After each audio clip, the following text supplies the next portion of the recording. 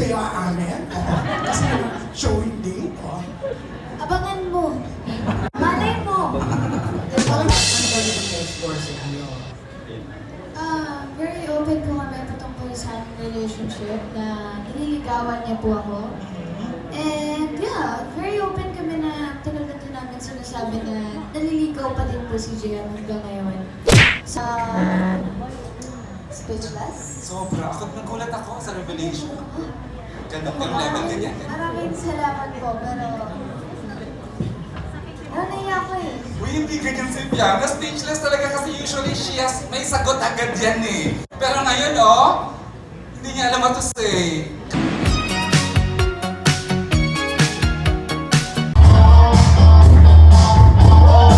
Oh my God!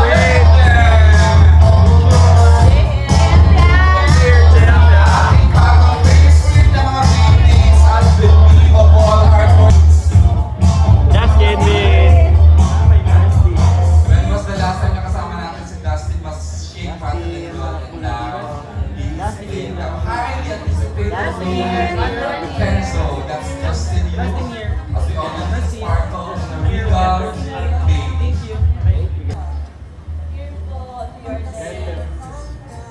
Okay, are we good? Kasi later on, we get pa rin naman another chance for a photo op.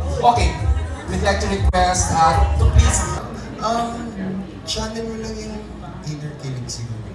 Tapos, very important din kasi yung the team you work with. Kasi yun na nga kumbaga aside from having a great cast, the people behind the camera, sila Kate, sila Miss Presence, JP, kumbaga ba, first person in mind that Regal when they thought of creating that Kenzo? Talaga? I mean, actually, nasabi nga sa kanya ni Mr. Sel, and during that time kasi nasa taping pa ako. So, iniisip ko kung paano. Pero, nung nalaman ko nga na talagang kinoconsider ako ng regalo at saka I was here, pinag-isipan na pa nga bago tanggapin. Sabi ko, paano? Naghahati yung ko kasi nasa Puerto Galera ako. Paano? Uuwi ba ako o paano? So, yung pitch, yung offer. Ay, paano kaya? Sobrang excited ko kasi nakakasama ko sila sa Shake, Rattle and Roll. Nagkukulitan kami doon kasi parang nakabuild kami ng kahit na paano small connection o samahan. Tapos parang ako din, kinonsider ko rin kasi itong dalawang to, sa totoo lang, totoong tao sila. So para sa akin, hindi ako mahihirapan makipagtrabaho. Kasi factor din yan eh. I mean, papasok ako sa gitna ng taping nila, so iniisip ko rin kung paano kaya, hindi pa kami nag-workshop eh. Diba? So iniisip ko, hindi, game na. Kasi sigurado naman ako maayos. Sa sarili mo game na, pero pinag-intay mo lang kami ng ilang weeks. Kasi nasa lock-in ako eh. So medyo mahirap yung schedule. Ayun, tapos, yun nga, si Direk Dan, Villegas, may Direk. So talagang na-excite ako at some point. Ano naman po yun? Speechless. Sobra. Nagulat ako sa revelation. Ganda po yung level ganyan. Maraming salamat po, pero nanaya ko eh. Uy, hindi ganyan si Piana. Speechless talaga kasi usually may sagot agad yan eh. Pero ngayon, hindi niya alam what to say. Kasi ako nagulat din ba? Mr. Self-Delivered. Nakakatawa. Nakaka-pressure. In relatability siguro talaga ng pelikula, ang lakas. And of course, yung may mata raw, tayo walang mata. Si JM may mata daw kasi. JM may mata ka daw. So ibig sabihin, importante ang mata sa isang aktor. Any word, any comment? Thank you, ma'am. Hindi ko rin alam ano sasabihin ko. Thank you po. Siguro, thankful po kami sa Regal sobra. Kasi bukod sa sila yung nagbigay ng first step namin sa SRR. And yung dream din namin na magkaroon kami ng solo film, sila din po yung tumupad. So sobrang nararamdaman namin para sa Regal. Sobra na kung gaano kami ka-grateful na meron kaming sila. So sana po proud kayo sa pelikula natin. Sir Key, You have seen the rushes. Feeling ko yung sa... Feeling ko kasi dito, parang magkaiba siya eh. Kasi dito, hindi ko alam paano ko sasagutin. Baka kasi dito kasi, medyo... Let me just, before sumagot sa casting. Kasi po, when we do casting naman, hindi kami wala kami pinanggagaling collab team siya ganyan sa TV, collab team siya ganyan sa reality show. Wala kaming ganong idea. Dustin is Dustin as Kenzo, tapos. So, feeling ko naman even Dustin, wala naman sa'yo, di ba? Parang, would you like to answer that? Of course, yeah. Dito kasi parang a-fiction ako. I mean, character talaga ako dito. Clear naman from the start na hindi ako part ng relationship or what.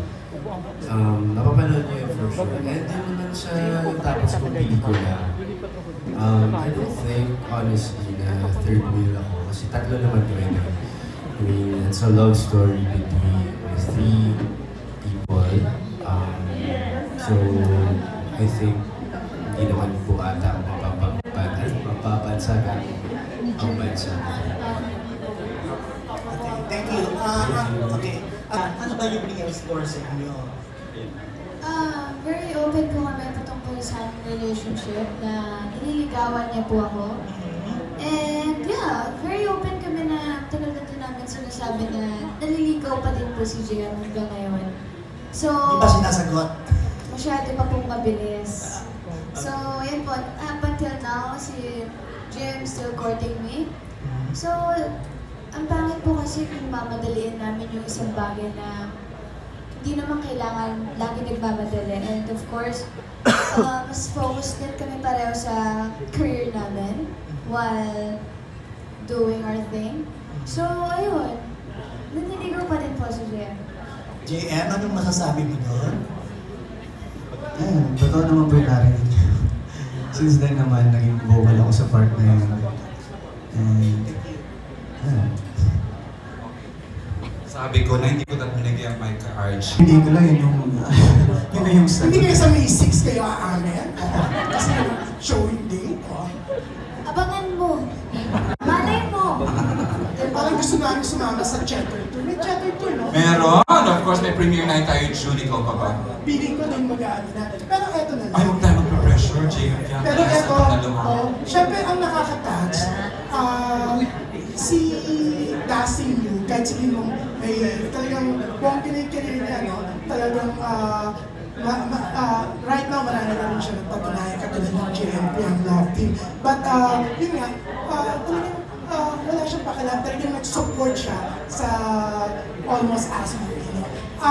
Anong masasabi niyo sa, yun nga, pagiging very accommodating, mapagbigay ni Dustin? Considering he's a solo star alone already, or kung meron man love team with B. Pero he said yes to saying yes to. And, diba, almost tapos as. ang nakakatuwa, AJ, no? Nandito siya, he attended the press con, plus mamaya, nandun siya sa kick-off mo, show. Napupunta ka, di ba, sa Robinson's Galleria. Sabi mo! Oo, sige na. Pwede naman magsabi kahit hindi totoo. Okay. Dustin, saan nanggagaling yung humility, yung... Doon ka nanggagaling, no? Considering a solo star already. Nakakatuwa talaga, di ba? Pero yun nga, ikaw muna Dustin, tapos sila, anong reaction nila na nagsusupport ka dito sa Almost As? Well, ano kasi, malaki din talaga yung tiwala ko sa Regal. And nung pinitch naman siya sa akin, talagang naging klaro naman kami sa bagay-bagay. At ako, syempre hindi naman mahirap sa akin kung ano mag-work sa ibang mga pinagaling na ako. At napagbigyan ako ng chance na magtrabaho sila, Jen Fiang. So for me, it's a privilege na magka-chance na matuto sa mga love team o mga ganitong klase actor. So, tsaka yun nga, sinabi ko kanina kasi nakabuild na rin kami ng connection, ng samahan. Mga totoong tao sila, for me, talaga yung nagpa-ano sa At alam niyo ba, Game Show for My Star Cinema Experience, a special participation role is a special participation role Yes. talaga. Iba, hindi siya cameo, hindi siya sa...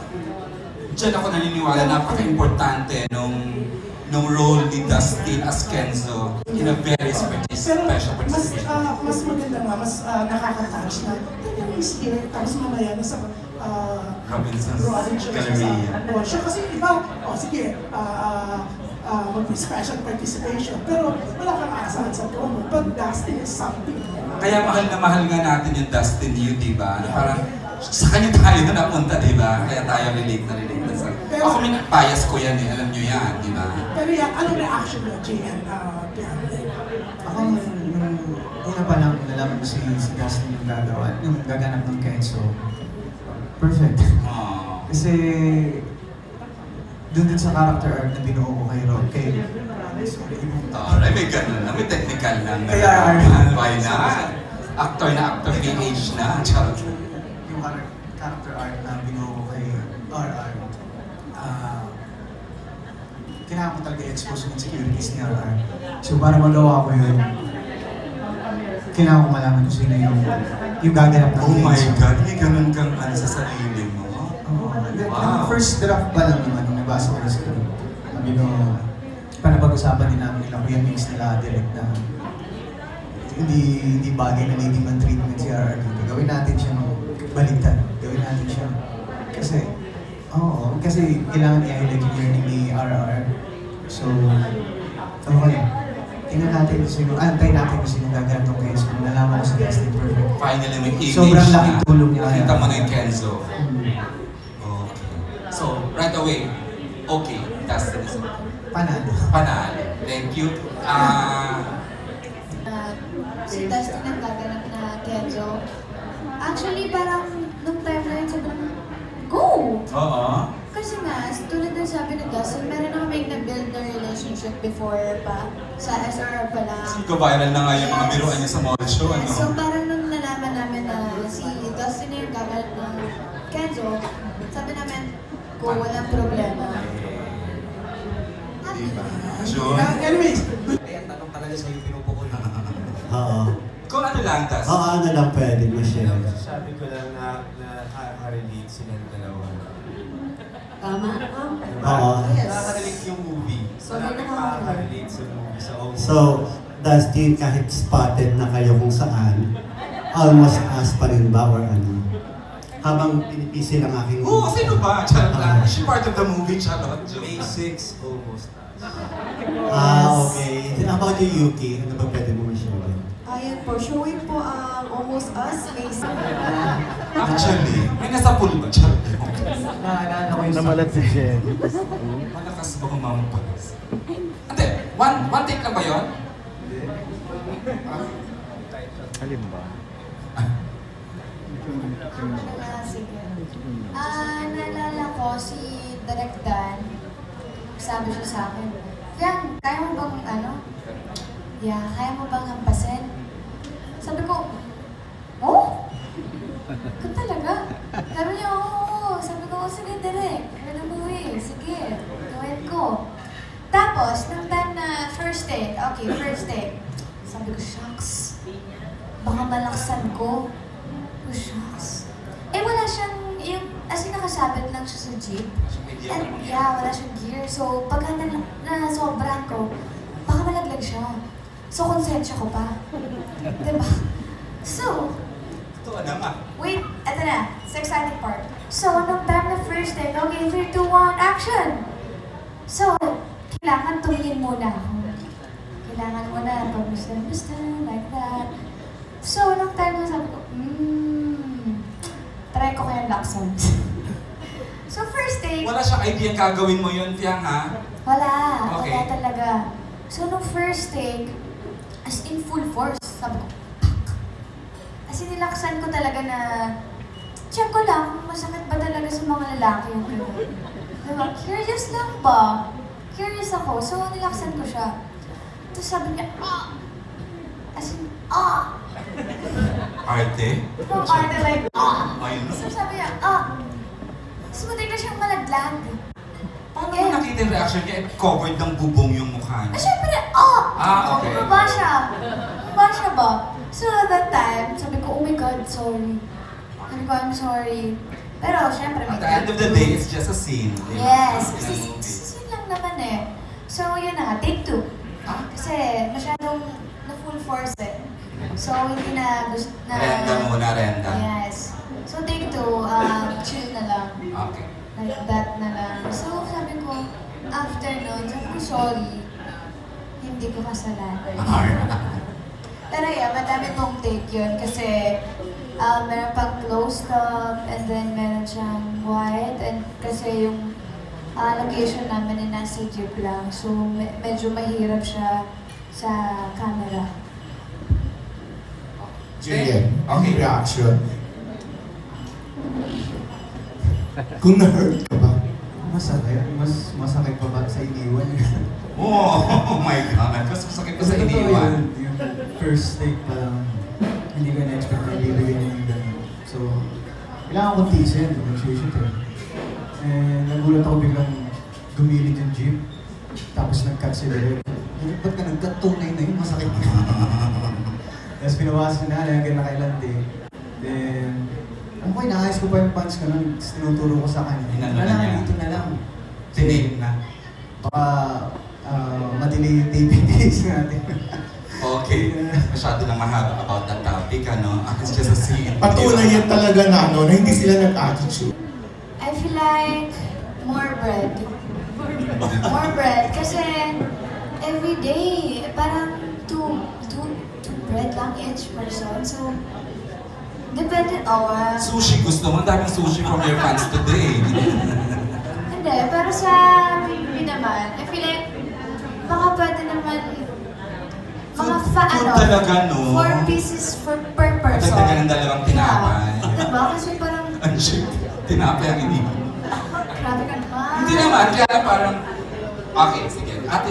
Yun yung attitude yata nila. They are being developed into eating kung ano lang yung nila for the day. Limited lang yung calorie deficit. Wow. Yes. Kasi sa bahay naman ni Kuya, parang andun na lahat ng kailangan mo eh. Kulang nga lang. Kulang lang talaga Yung sa bread. tinapay. Yes. Kasi kulang talaga sa bread kasi maayos na tutulugan, maayos yung CR, maayos yung living room. And I think, Nakakito daw kasi yung producers. Keto and I tayo. think very important na malinis yung CR. Ah, okay. Maganda yung CR. So, bread talaga. Okay, thank you, Fiam.